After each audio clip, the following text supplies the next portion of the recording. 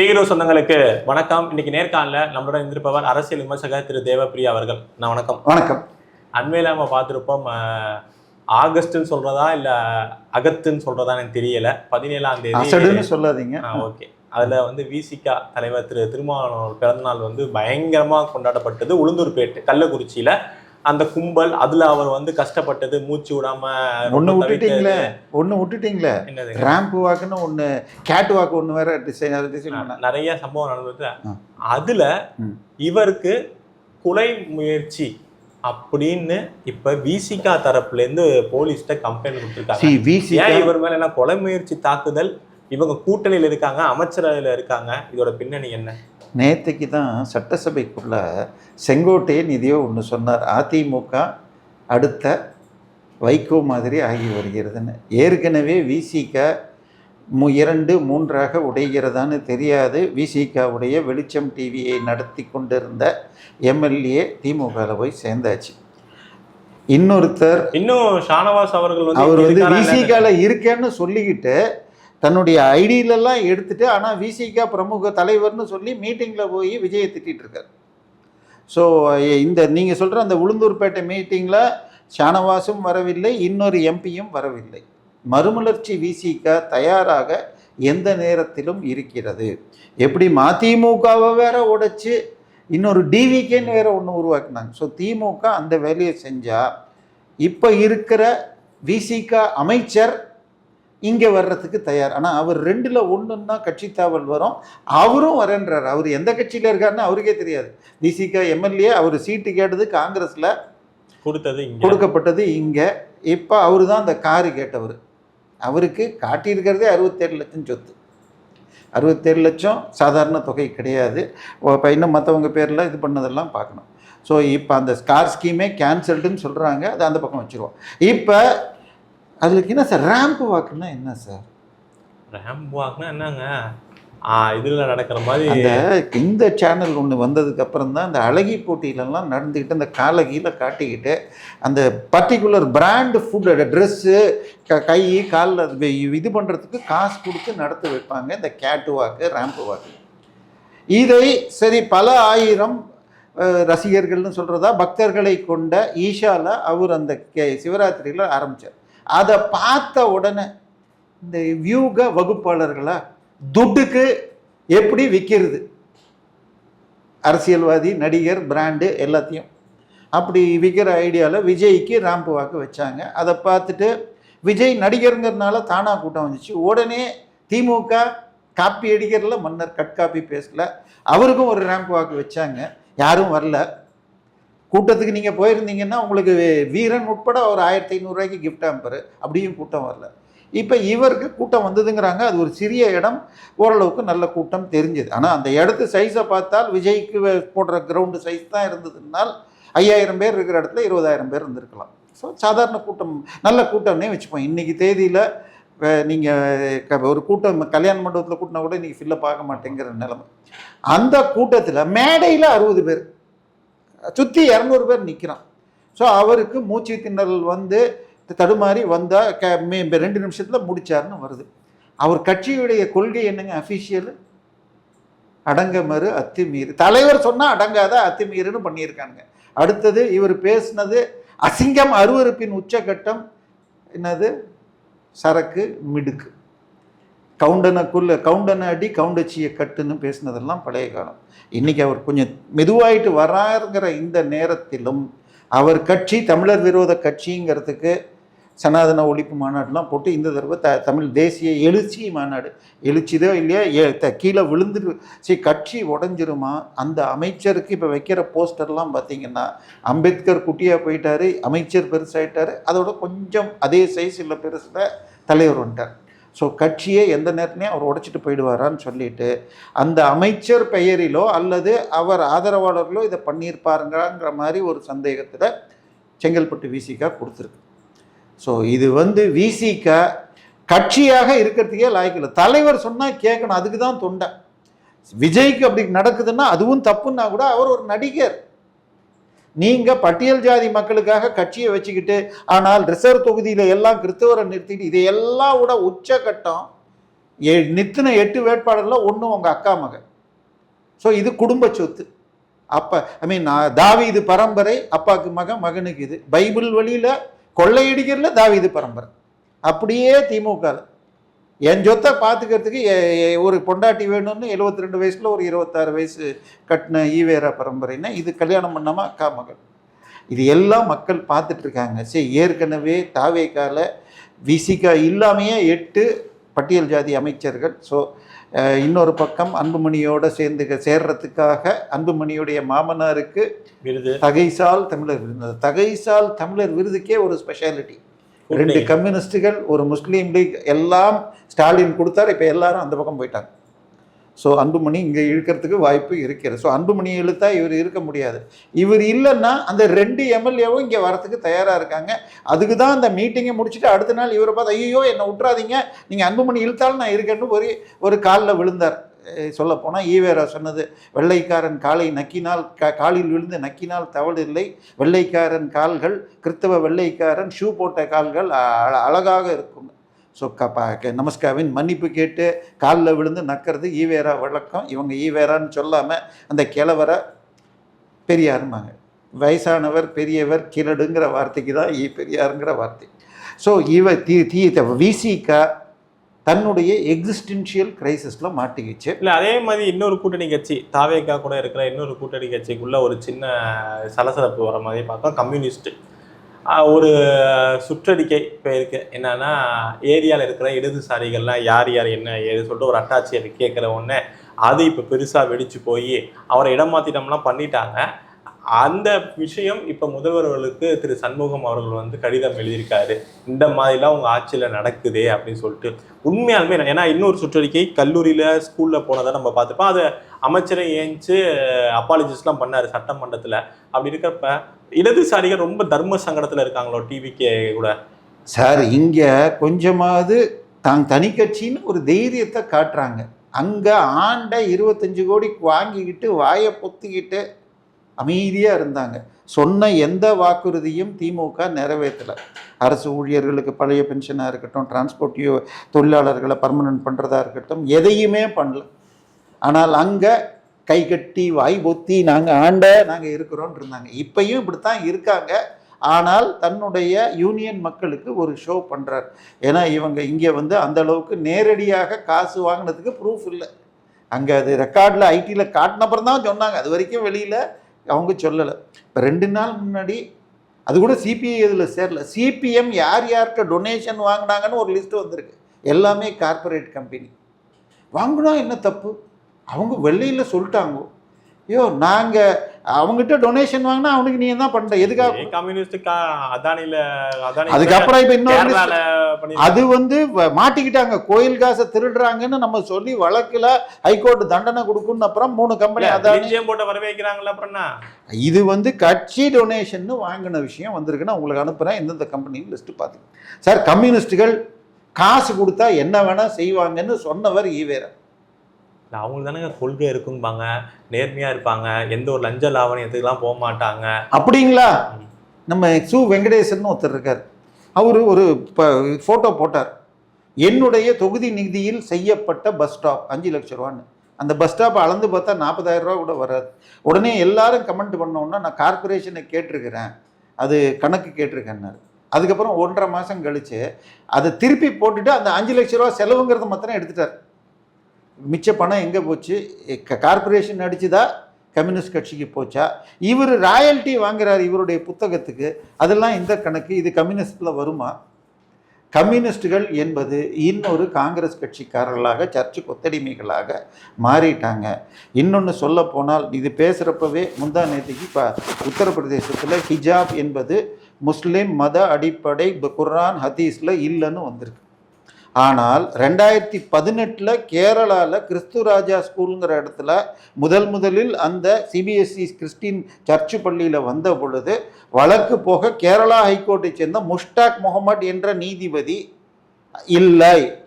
முஸ்லிம் சம்பிரதாயத்திற்கும் மதத்திற்கும் இந்த ஹிஜாபுக்கும் பொம்பளைங்களை கருப்பு துணிக்குள்ள அடைக்கிறதுக்கும் சம்பந்தம் இல்லை.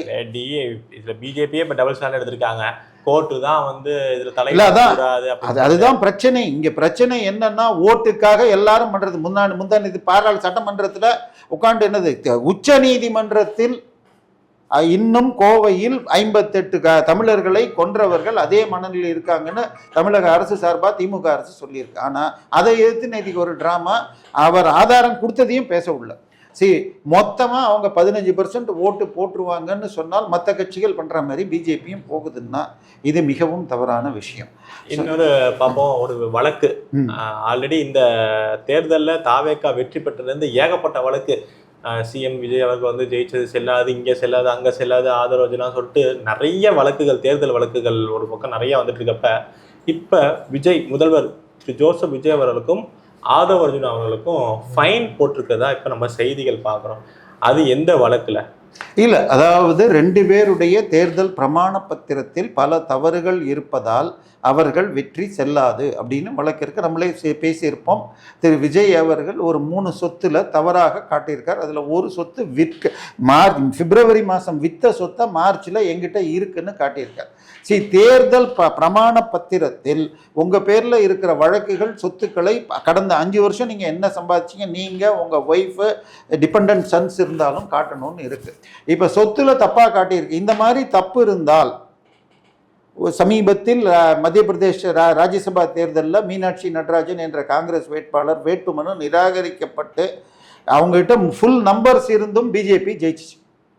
சோனியா காந்தி 2004 தேர்தலில் வெற்றி பெற்ற பிறகு யூபிஏ சேர்பர்சன்கிற போஸ்ட் எடுத்துக்கிட்டப்போ அது ஆஃபீஸ் ஆஃப் ப்ராஃபிட்டுங்கிற சிக்கல் வந்து தகுதி நீக்கமான 6 வருஷத்தில் எலெக்ஷன் நிற்க முடியாதுன்னு சொல்லிட்டு ராஜினாமா பண்ணிட்டு ஒரு சட்ட திருத்தம் கொண்டு வந்து அதன் பிறகு மீண்டும் அமைதியில் ஜெயிச்சிருக்காங்க. இப்போ இவருடைய 2 பேரும், இவர் மாத்திரம் இல்லை, நம்ம சின்ன தத்தியா என்னென்னமோ பேர் சொல்கிறாங்க, அவரும் நம்ம ரெட் ஜெயண்ட் சிவப்பு அரக்கனா, திமுகவில் அரக்கன்னா கரெக்டாக தான் இருக்கும் போல் இருக்கு.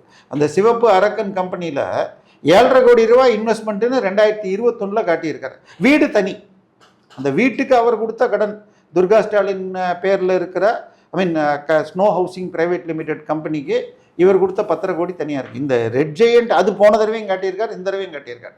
ஆனால் ரெட் ஜெயண்ட்டில் இருக்கிற 7.5 கோடியே காட்டல. ஸோ இந்த வழக்குகளில் ஒரு வாரத்தில் கொடுக்கணுன்றாங்க. நம்ம தேர்தல் வழக்குன்னா நம்ம மக்கள் என்ன நினச்சிட்டாங்க, நீங்கள் சொன்னீங்களே பல பேர் வழக்கு போட்டுருக்காங்க. இந்த தேர்தலில் 56 வழக்குகள் எனக்கு தெரிஞ்சு கடைசி கணக்கு. தாரகை கத்பட் வெற்றியிலிருந்து, ராஜேஷ்குமார் வெற்றியிலிருந்து பல பேரை ஏற்று வழக்கு வந்திருக்கு. சாதாரணமாக 100 ஓட்டு கீழே, அதிகபட்சம் 500 ஓட்டு கீழே இருந்தால் 1-2 வரும். அது பல வருஷங்கள் நடக்கும். தமிழகத்தில் அது ரொம்ப ஃபேமஸ்னா நம்ம சீனா தானான்னு ஒரு அமைச்சரை சொல்லுவோம். ரீகவுண்டிங் மினிஸ்டர்னு தான் சிவகங்கை வெற்றிக்கே பேர். தோத்தவரை வெற்றி பெற்றதாக அறிவிக்கும் வரை எண்ணுவார்கள்.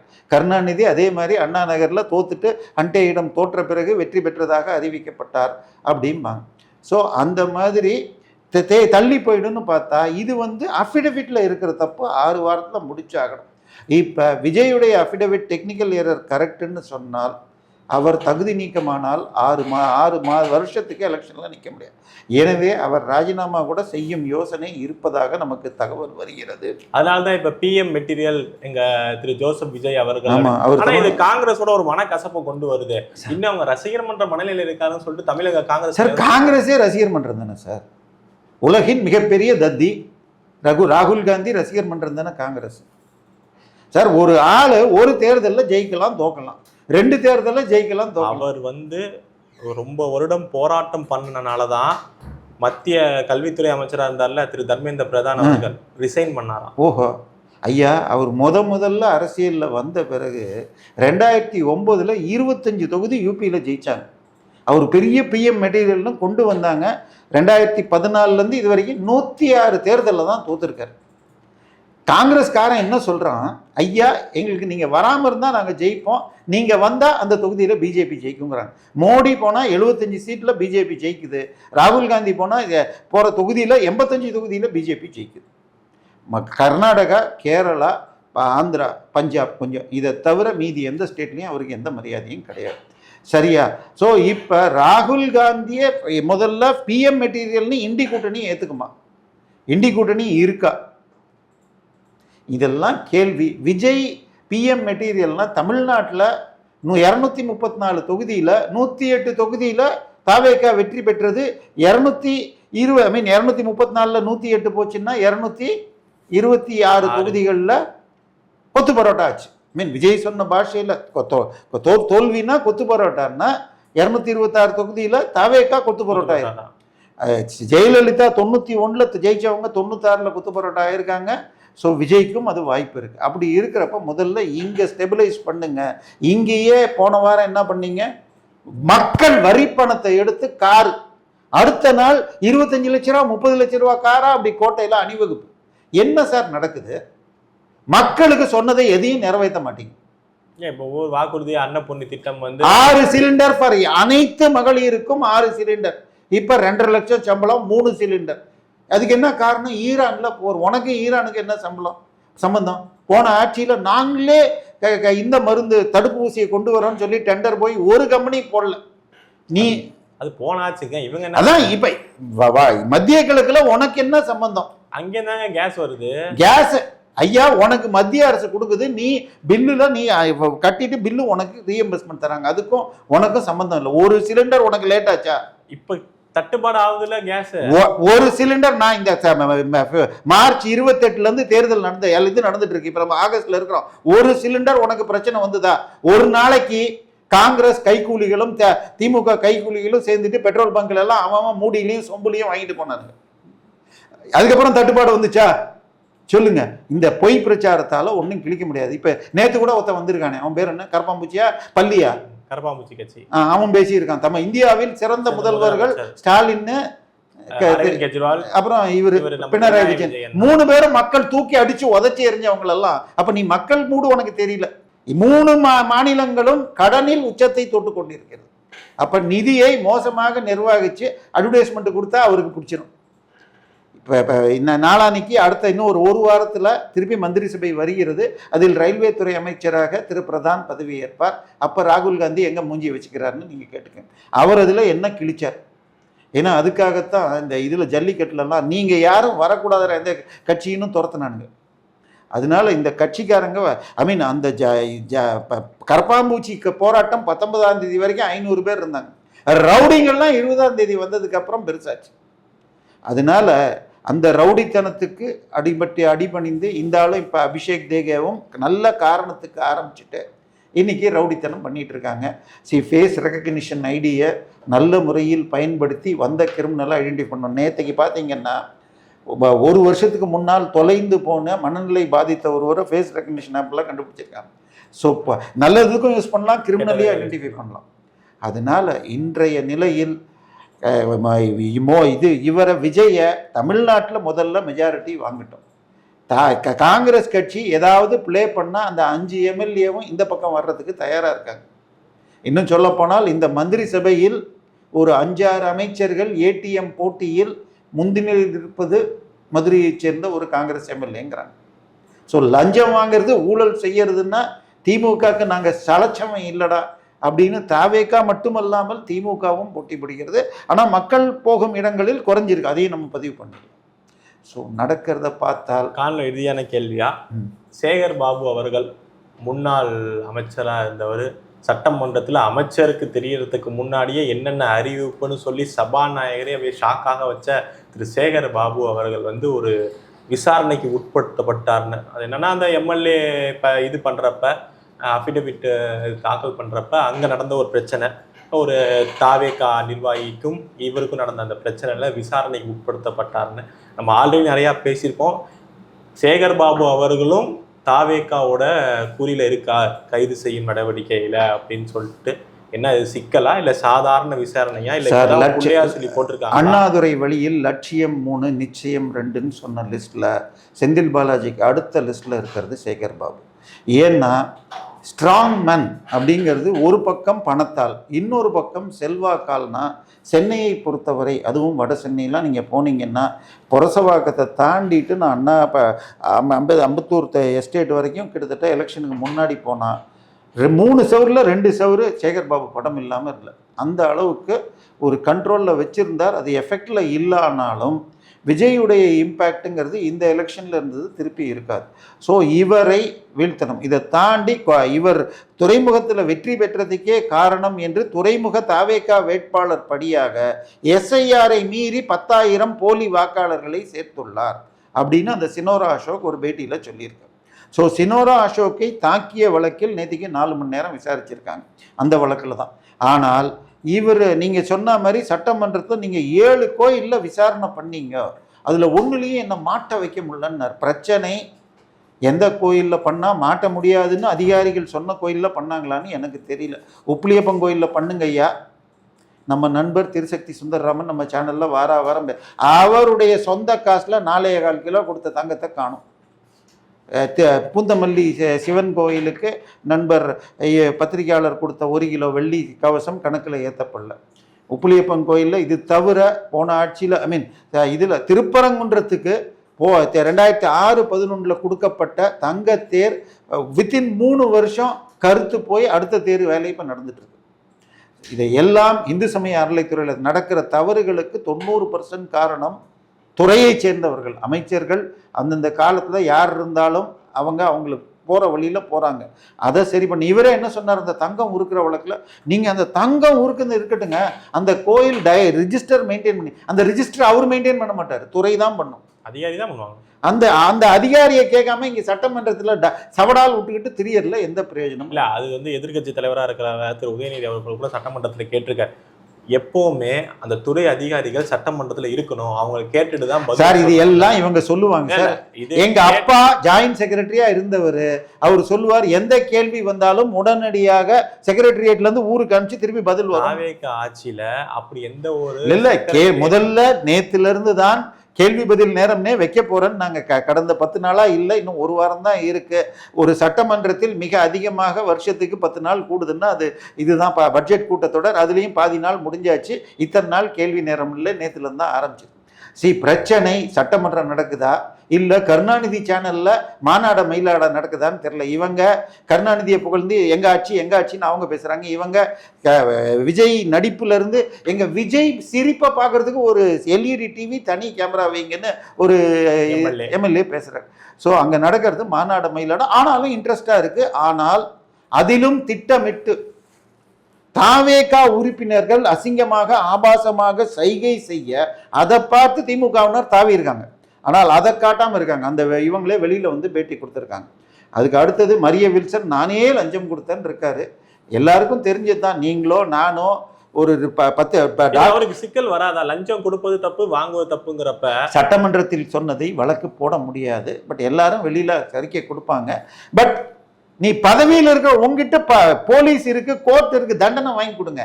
வாய் பேச்சு பேசினா கொத்து பராட்டா தான் அவங்க. அதுக்கு தான் உதாரணம் இது ஸ்டாலினுடைய கொளத்தூர் வெற்றின்னு சொல்றதா. அதனால நீங்க ஆதாரம் நீங்க தான் சொன்னா உங்க இன்ஸ்டிடியூஷன் சார்பாக எத்தனை கொடுத்தீங்கன்னு கணக்கை ஃபைல் பண்ணுங்க. கம்ப்ளைண்ட் படிச்சவங்க நீங்க கொடுக்கலன்னா யார் கொடுக்க போறாங்க? அதனால சட்டசபைக்குள்ள இன்னைக்கு ஒண்ணு சட்டசபை மக்கள் பார்க்குறாங்க, திமுக காரன் கதறான் லைவை எடுங்கய்யான்னு ஆச்சா. ஆனால் 2 பக்கமும் பேசி வச்சுக்கிட்டு பண்ற மாதிரி தான் நமக்கு தெரியுது. அங்கே நடப்பது மாநாட மயிலாட தான் நடக்குதே தவிர சட்டமன்றமாக தெரியவில்லை.